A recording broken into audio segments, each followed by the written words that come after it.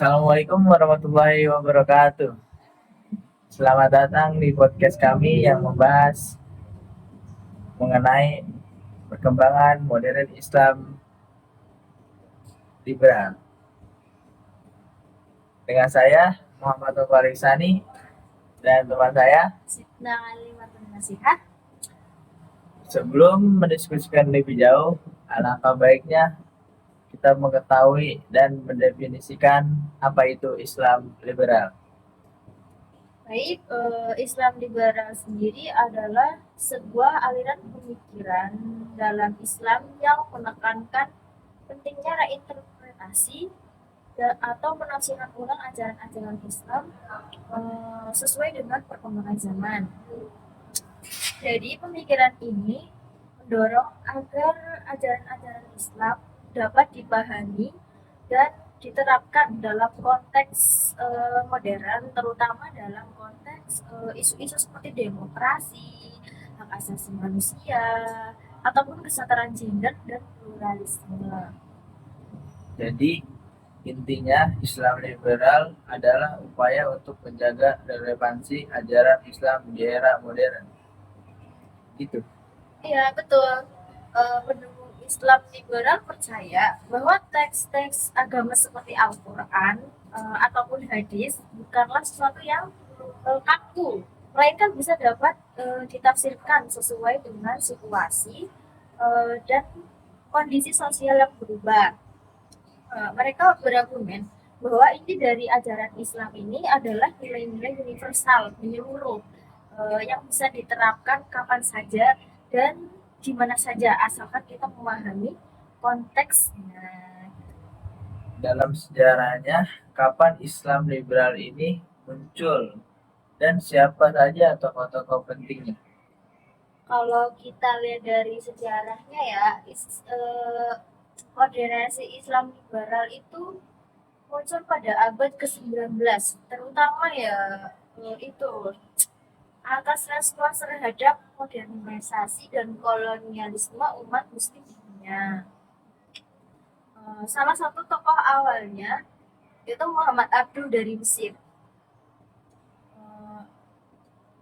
yang mendorong reformasi dalam pemikiran Islam agar umat muslim bisa bersaing dengan dunia barat yang lebih maju. Kemudian pada abad ke-20 itu ada Fadlur Rahman dari Pakistan yang terkenal dengan pendekatan konseptualnya terhadap Al-Quran. Di Indonesia sendiri, kita punya tokoh seperti Nurholis Nazib atau Cak Nur yang mendorong pluralisme demokrasi dan pemisahan antar negara dan agama. Begitu. Nurholis Majid atau Cak Nur adalah tokoh yang cukup terkenal di Indonesia. Bisa ceritakan lebih jauh tentang peran Cak Nur dalam perkembangan Islam liberal di Indonesia. Memang ya, Cak Nur ini adalah salah satu tokoh kunci dalam gerakan pembaruan Islam di Indonesia. Salah satu ide utamanya adalah tentang sekularisasi. Ya, meskipun ini sering salah dipahami gitu. Cak Nur tidak bermaksud memisahkan agama dari kehidupan, melainkan dia ingin membebaskan agama dari monopoli negara gitu loh. Dia percaya bahwa agama harus menjadi kekuatan moral dan spiritual yang mendorong masyarakat untuk bersikap terbuka dan toleran juga sebagai kekuatan politik. Beliau juga sangat mendukung pluralisme dan dialog antar agama. Dalam konteks Indonesia yang multikultural dan multispiritual, pemikirannya sangat relevan sih untuk menjaga harmoni sosial Indonesia, menjaga alam Indonesia. Tapi di sisi lain kita juga tahu bahwa pemikiran Islam liberal sangat mendapat tentangan, terutama dari kelompok konservatif atau bahkan fundamentalis. Apa yang menjadi dasar kritik terhadap Islam liberal? Memang kritik terhadap Islam itu Islam liberal khususnya ya, biasanya datang dari kelompok yang lebih konservatif atau fundamentalis. Mereka berpegang pada penafsiran literal terhadap teks-teks agama dan tidak memerlukan adaptasi dengan nilai-nilai modern seperti demokrasi atau sekularisme ini. Kelompok konservatif juga sering mengkritik, mereka mengkritik bahwa Islam liberal ini terlalu banyak mengadopsi nilai-nilai barat, nilai-nilai barat yang dianggap mereka itu bertentangan dengan agama, dengan Islam. Misalnya soal hak-hak perempuan atau kebebasan beragama yang dalam pandangan konservatif harus tunduk pada hukum syariat, pada hukum agama itu sendiri gitu loh. Eh, Jadi ada perdebatan yang cukup tajam antara kubu liberal dan konservatif ya. Bagaimana hal ini tercermin di Indonesia? Ya benar, di Indonesia perdebatan ini cukup terlihat ya, terutama dari kalangan intelektual dan tokoh-tokoh agama. Di satu sisi kita mempunyai kelompok-kelompok seperti Jaringan Islam Liberal atau JIL. Mereka ini sangat vokal menyuarakan gagasan progresif.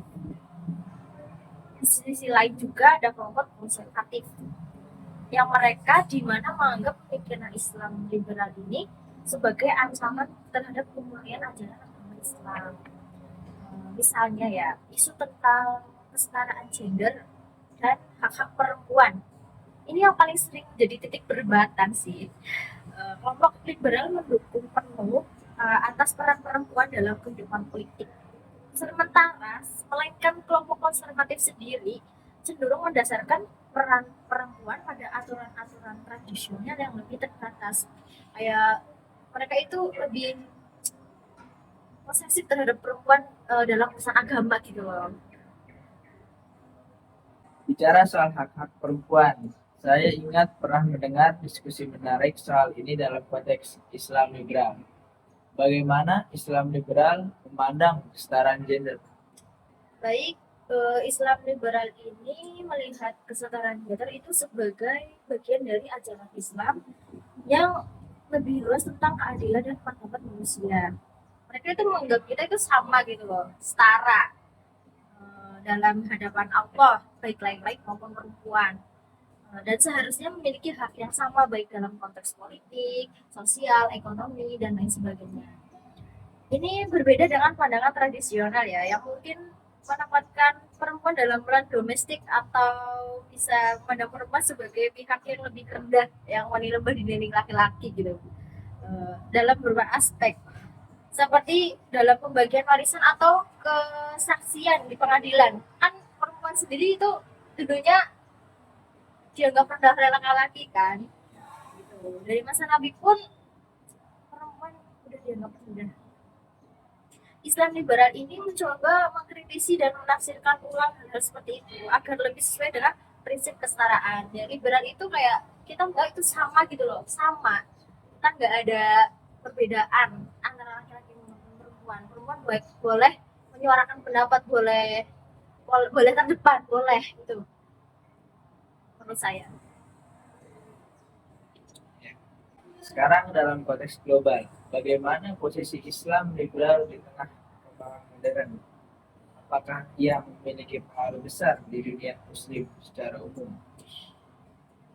Oke, pengaruh Islam liberal ini memang cukup signifikan ya di kalangan intelektual muslim, terutama di negara-negara yang dengan tradisi pendidikan yang kuat seperti Mesir, eh, Indonesia, Turki, pokoknya negara barat gitu loh. Di Mesir sendiri gagasan Muhammad Abdul contohnya tentang reformasi pendidikan dan hukum Islam masih menjadi referensi penting. Namun ya di banyak negara muslim yang lain, terutama yang menerapkan hukum syariat agama yang begitu ketat, pemikiran Islam liberal ini sangat banyak yang ditentang, sangat banyak yang menentangnya gitu loh. Tapi dengan seiring perkembangan teknologi, perkembangan zaman sekarang ini, globalisasi, mungkin memudahkan akses pemikiran-pemikiran ini mudah didiskusikan di forum-forum internasional dimanapun gitu loh. Era digital sangat mengambil umat muslim dari berbagai belahan dunia untuk terlibat di dalam diskusi terbuka tentang interpretasi agama, dan ini memperkuat gerakan Islam liberal secara global meski tantangannya tetap besar, tetap sulit gitu loh. Bagaimana dengan di Indonesia sendiri? Apakah pemikiran Islam liberal masih relevan dan berkembang? Oke, di Indonesia pemikiran Islam liberal masih memiliki ruang yang cukup kuat sih, terutama di kalangan intelektual dan generasi muda. Meskipun mendapat tantangan dari kelompok konservatif, pemikiran Islam liberal tetap memiliki basis pendukung yang cukup kuat. Soalnya ya kita liberal kan tadi itu loh kayak setaraan gitu loh, terutama di lembaga-lembaga pendidikan ya, lembaga pendidikan tinggi dan organisasi masyarakat sipil yang mempromosikan demokrasi dan pluralisme. Namun tantangannya itu tetap ada, lebih banyak munculnya kelompok-kelompok yang lebih konservatif, baik di kalangan politik maupun masyarakat umum, membuat perdebatan antara kubu konservatif dan liberal ini semakin intens, semakin bersaing gitu loh. Tapi dalam sebuah demokrasi seperti Indonesia ini, negara demokrasi ini, perdebatan ini sebenarnya wajar dan justru memperkaya wacana intelektual kita. Udah. Baik.